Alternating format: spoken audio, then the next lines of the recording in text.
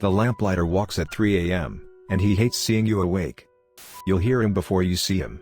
A faint tapping, like a cane against wet asphalt, steady and patient. The lamplighter only comes when the clock strikes exactly 3 a.m. It doesn't matter where you live, downtown, suburbs, even rural stretches with no street lamps at all. He finds a way. They say he's drawn to the glow of human life, that he was once a real man, walking the streets to light the oil lamps of a dead city centuries ago.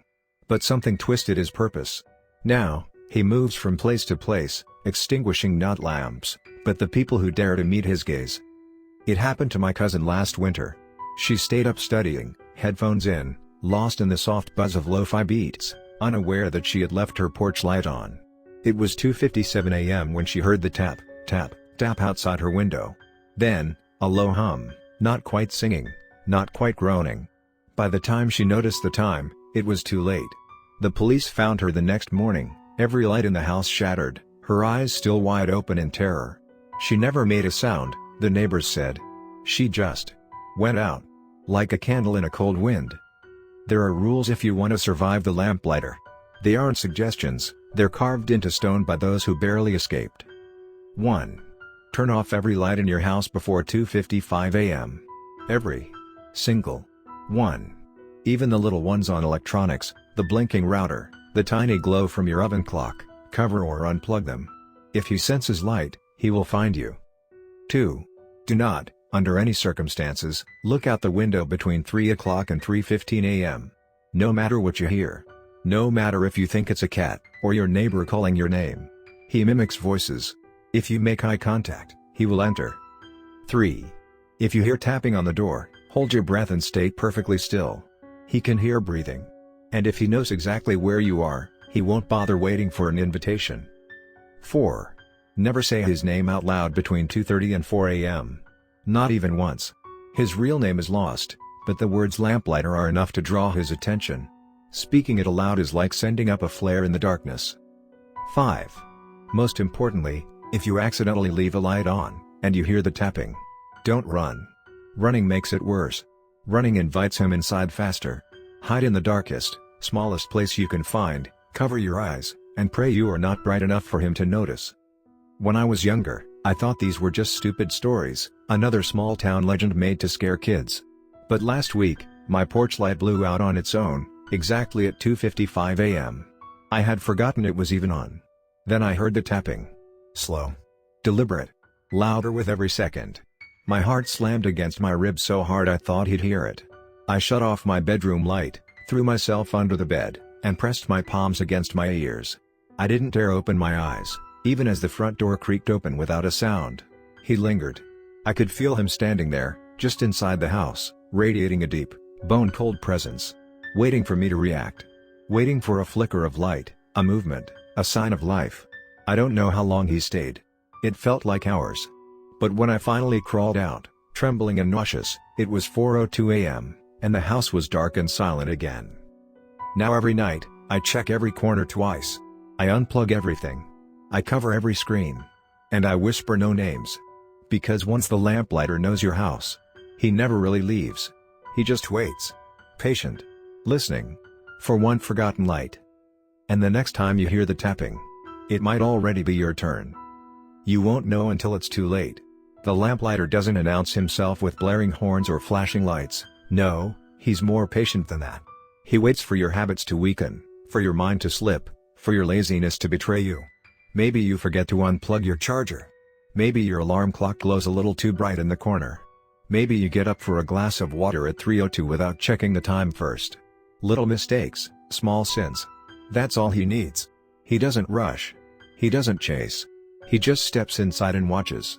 And when you notice that odd chill in the air, that heavy feeling pressing against your skin, it's already over. People always think they'll be ready. That they'll remember the rules perfectly when the time comes. But fear makes fools of everyone. You think you'll calmly shut off all the lights, turn off your phone, hide under thick blankets in a dark closet. But when you hear the first soft tap tap tap, like fingernails drumming a hollow wooden door, your instincts will betray you. Your body will want to look. It's not curiosity, not exactly. It's something deeper, something older. A primal urge to see the thing hunting you, even if seeing it is the last thing you ever do. And the lamplighter counts on that. Last night, I learned something new. Something the old stories never said. He doesn't just watch anymore. He plans things. Around 3:10 a.m., I heard the tapping again, but this time it came from inside my house. First downstairs, then at the base of the staircase, then at the door to my bedroom. I could hear it moving, tapping, pausing, tapping again. My heart was a thunderclap inside my chest, but I stayed hidden, teeth clenched against a scream. When the sun finally rose and I stumbled out of hiding, I found muddy footprints leading in slow circles around my bed. And tucked under my pillow, something that wasn't there before, a tiny, soot-stained lantern. It smelled like burnt oil and old iron. Since then, no matter how many precautions I take, lights flicker when I pass. Bulbs shatter for no reason. Reflections in the windows show a long figure with a crooked hat and burning, hollow eyes standing just a few feet behind me. I haven't slept properly in days. I can't. Every time I close my eyes, I hear the gentle tapping, feel that cold breath brushing against my ear. And the rules. They're changing. The lamplighter used to hunt only between 3 o'clock and 3:15 a.m. Now it's stretching. I've seen glimpses of him at 2:45. I've heard the tapping at 4:30. He's evolving, adapting, getting hungrier. Every missed minute, every forgotten rule, feeds him. Makes him stronger. Makes his visits longer. Soon it won't just be the night. Soon you won't even need darkness at all. You'll be walking down the street in broad daylight, laughing with friends, when you feel a cold hand brush yours, and when you turn around, no one will be there. Not anyone living, anyway. Maybe you think you're safe because you're careful. Maybe you think you're too smart, too lucky. But listen to me, the lamplighter loves the careful ones the most. Because when you fall, the fear is richer, deeper, sweeter. And you know what's worse? That little lantern he left under my pillow. It's burning brighter every night. I can't throw it away. I can't destroy it. It follows me. Sometimes it appears on my nightstand, sometimes at the foot of my bed, sometimes on the dashboard of my car. It's a beacon. A calling card. It means I'm marked. It means I'm next. And when he comes for me, truly comes, not just to scare but to take, I know exactly how it will end. There won't be a fight. No screams, no chase.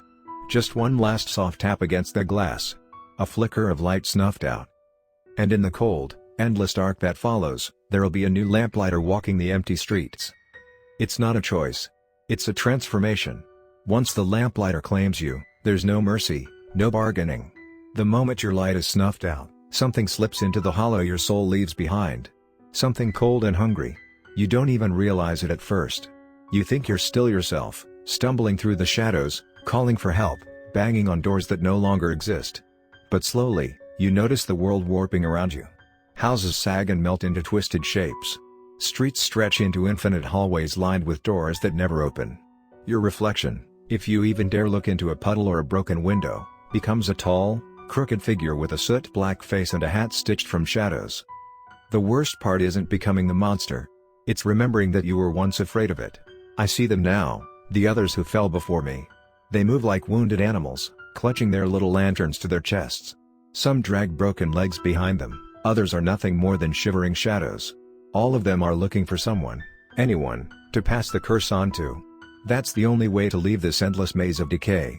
That's the only hope for release, to find someone who breaks the rules badly enough, to mark them like you were marked, and to disappear into whatever comes next. Maybe death. Maybe worse. No one really knows. No one ever comes back to tell. I fought it at first. I told myself I'd never do what was done to me. I clung to the dying shreds of my humanity, refused to let the darkness seep into my bones. But the hunger gnaws at you. Not for food, not for drink, but for light. For the warmth of a human heart. Every minute, you grow colder, more brittle, less yourself. You can't resist forever. You start to crave the fear of others, to listen for the heartbeat of someone too slow, too careless.